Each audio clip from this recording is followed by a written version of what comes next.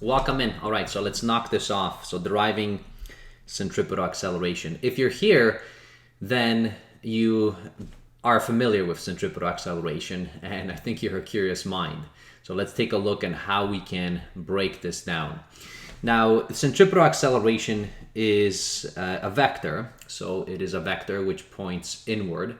Okay, so depending on how you are moving, okay, whichever way you're turning, okay, if it's left or to the right here, I'm assuming that we have our object moving along in here, and this object is kind of moving around in this direction. It doesn't have to create a circle at all, but it is related towards circles because, you know, once you make a turn, you can extend that turn all the way around and it would create a circle with some kind of a center and it would have a radius if you would be doing that. But we don't typically, you know, ride around circles unless it's, you know, maybe roller coasters or something like that.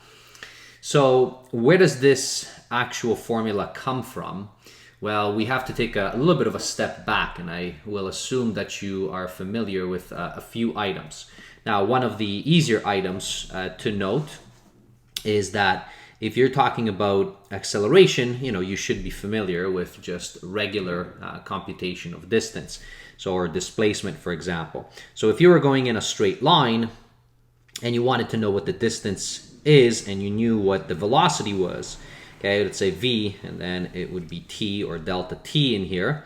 Okay, so the change in time. Okay, so if you would do that, you would get the actual distance that was covered, and that would be from, you know, one point to another, and then you're just covering that particular distance. So that's one thing that I want you to kind of remember because it's going to be crucial for us. Now, the other thing that you have to remember is you have to remember a little bit of geometry in here. So if that's one particular triangle that we have, I'm going to now take this triangle, I'm going to duplicate it, all right? And I'm going to make it bigger, all right? So this particular triangle, so as a whole, okay? So let's make it bigger, okay? So here it is. So they're basically two similar triangles, and this is what I want you to know. So what happens in similar triangles? If they are similar triangles, and then let's say that they have, you know, some kind of an angle, okay, in here when it's exactly the same, and you know that they're similar, all right? So that's the key. Then what we know is that the ratios between the sides are the same. So for instance, if this is side A, this is side B, this is side C, all right, and let's call this one capital A, capital B, and capital C.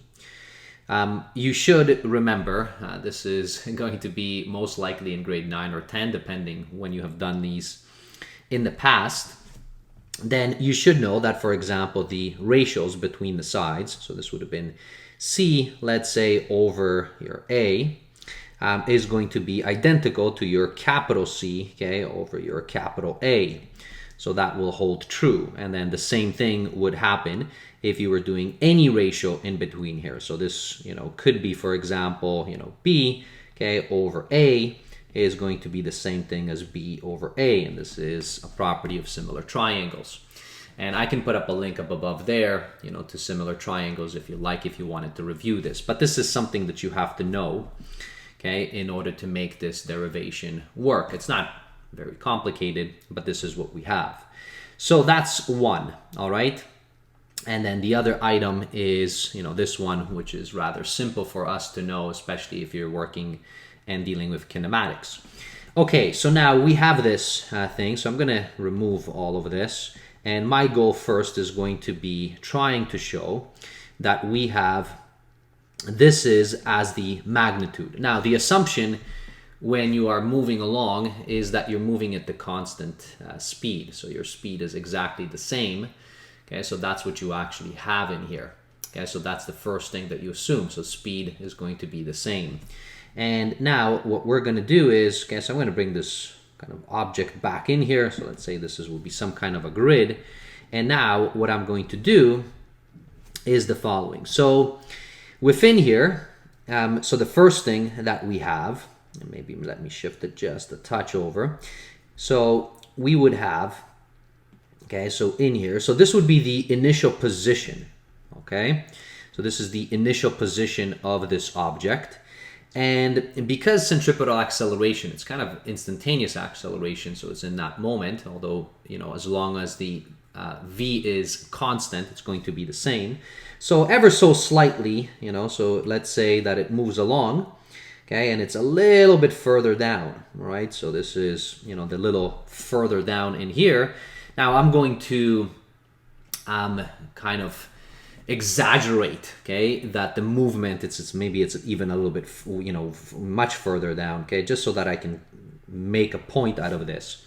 So this is your initial, and then this would have been your final position, right? So you have your initial position and final position that you would have of this particular object. And so with that, so now I'm going to steal this, all right? So I'm going to steal this out of here. I'm going to duplicate it, okay, and I'm going to put it on the side here, and I'm going to just label these. So what we have is, I said this was my initial position. So typically, you know, you might label it like this. You know, this is your initial position. It is a vector, okay, and this is your final position. This would also be a vector. So you can do this as a vector, and then I can shift this over, and this would also be a vector. All right, so we have two vectors. Now, what we know is, so the change, right? So the total distance, okay, that would be covered in here, okay? So within here, now you are moving, because you're going in a circle, so it would be almost like a little bit of an arc.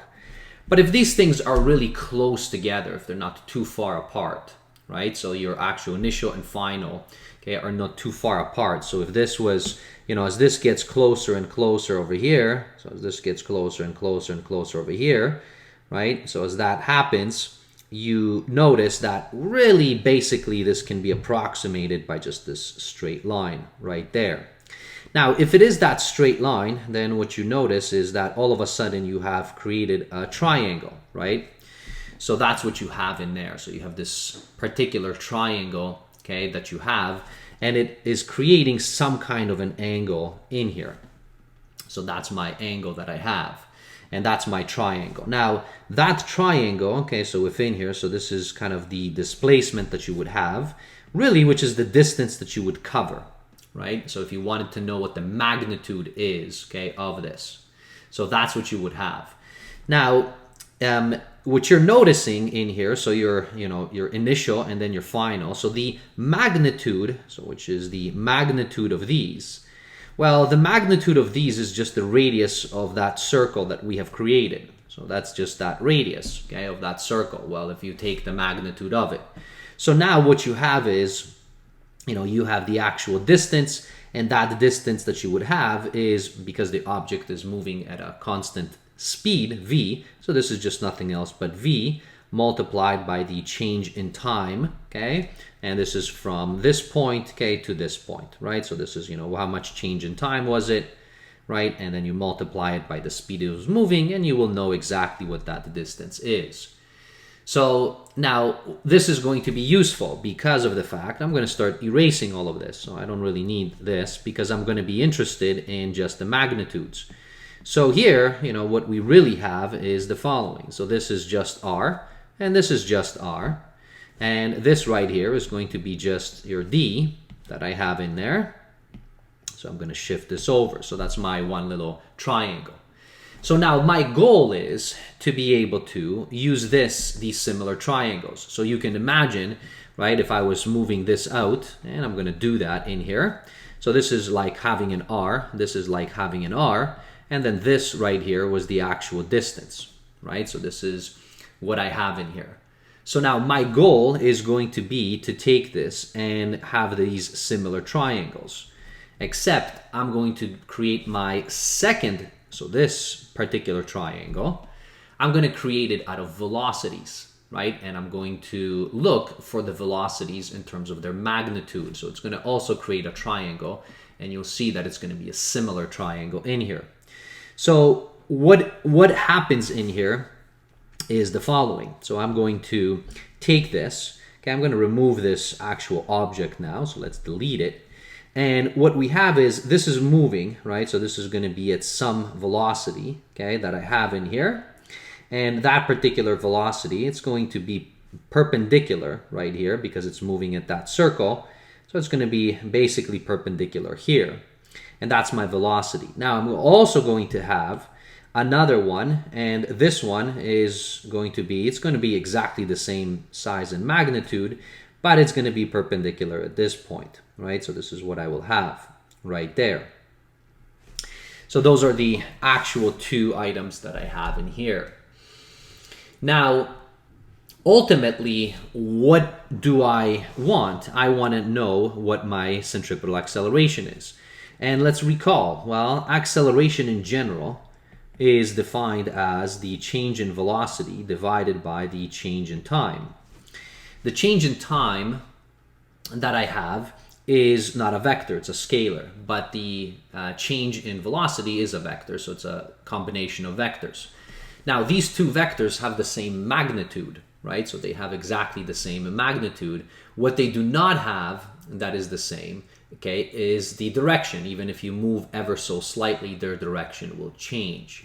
So what we will have is that change right here, so this change right here, is going to be, you know, V final minus your V initial, right? So this is what we have. Now this is, let's assume that this is my V initial right here, and then this is my V final right there. So now, I mean, I'll speed this up, but what I'm going to do is I'm going to do this actual creation in here. So let me just do that and then show you what happens, okay, in terms of these.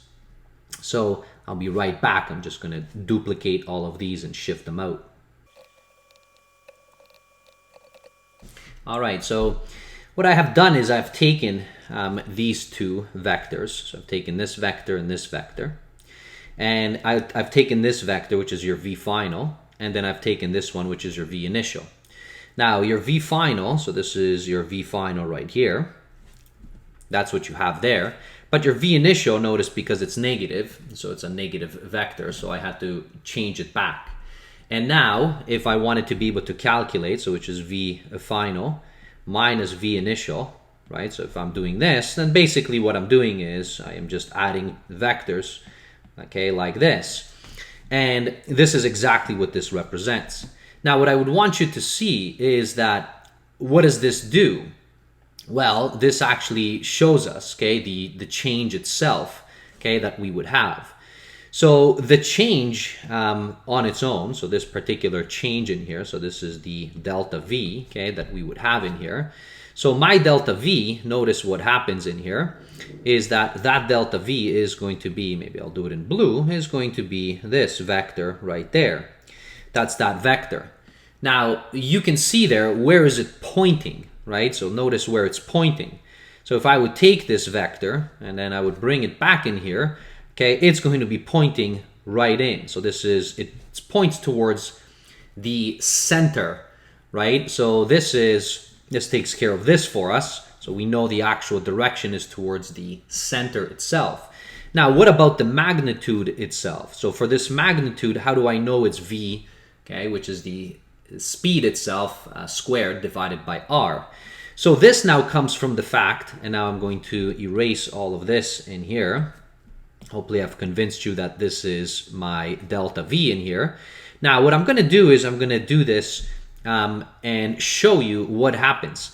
So I want to show you that this creates now a triangle which is similar to the triangle that I have. It doesn't necessarily mean it's going to be the same, although here it might look like it's the same. But take a look here. Notice right there, if I superimpose them on each other, they actually have exactly the same angle. It doesn't look like the actual magnitudes are the same. And the magnitudes don't have to be the same, of course, because one is with respect to positions, and then the other one is with respect to velocities. So the idea is I just want to show you that the angle is the same. Now, why do I want the angles to be the same, or at least show you that? I didn't have to superimpose that to show you, because it is a property because of the fact that the velocities are perpendicular to that circle. And that's one of the properties you will get, that the angle in between those two vectors is going to be the same. But as soon as I know that the actual angle is the same, so what I have now is I've basically created as two similar triangles. And that's what I wanted. Now, my similar triangles, I'm going to now remove, all of this, okay, in here, because this is not something that I need, okay, anymore. So this is my VF and then my, my actual VI. Their magnitudes, okay, are just V because of the fact that the speed is constant. Their direction is different. So they're not the same, but their magnitudes are the same. And, this right here, so which is our delta V that we have, so for this, okay, item, so what's the magnitude of that, okay, that delta V? Well, I can do that through similar triangles. So notice that in similar triangles, well, now I'm going to erase all of this junk, okay, right here, and then put these in here. So this is going to be V, this is going to be V, and this is going to be the magnitude of my change in V. Now, of course, what I've drawn here, it's not exactly the same, but the idea is that they're similar triangles. And what I wanted to show you is this now. Oh, okay. Well, so if that is true, so let me remove, okay, so this, if I know that these similar triangles are the same, then what I really have, or at least what I see in here, is the following. I'm going to see that then, okay, my D over R, so notice, let's say D over R right there, is going to be equal to, and this is, going back, okay, within there. So what I have is, with respect to similar triangles, I have my V, and let's say this. So what is this going to give me? Well, this is going to give me my delta V, at least the magnitude of it. So, technically I should have absolute values there, okay, all over V. Now, what was D, right? So please recall, we said D was basically that, right? So that's the distance, right, that was covered, okay, from here to here. So on this little arc, but because these are super close, it's basically approximated just by this line. And as you get closer and closer, if you knew calculus, then, you can show that very easily. But this, I'm assuming that you don't necessarily think about calculus at all. You're kind of most likely maybe in grade 11 or doing a foundational physics course, and you don't need necessarily calculus, hopefully, to convince you, but rather these similar triangles. So now what we have is, so my D is just V, right? So this is going to be, so this D, okay, is nothing else but V times delta T all over R is equal to, and this is going to be the magnitude of this, okay, divided by V. So now rearranging this, so rearranging this, let's say take this, bring it down over here, and then take your V and bring it up over here. So rearranging the equation, well, what you're going to get is you're going to get V times V, which is V squared over R, is equal to delta V over delta T. Now, what was delta V over delta T, or at least the magnitude of delta V over delta T? Well, that's your acceleration. That's exactly how we define acceleration, delta V over delta T. Now, we're only dealing with magnitudes here, and that's exactly what this magnitude is. So there you have it.